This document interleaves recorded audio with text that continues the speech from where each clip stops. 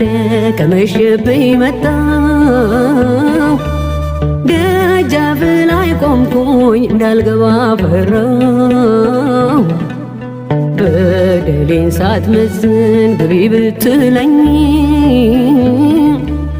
ኃጢአቴ ከበደኝ አላራመደኝም።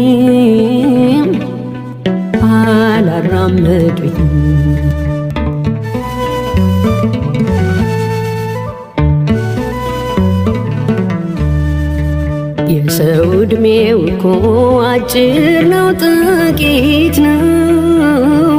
እንዴት ነው ሳላውቅህ ዘመኔ ያለቀው?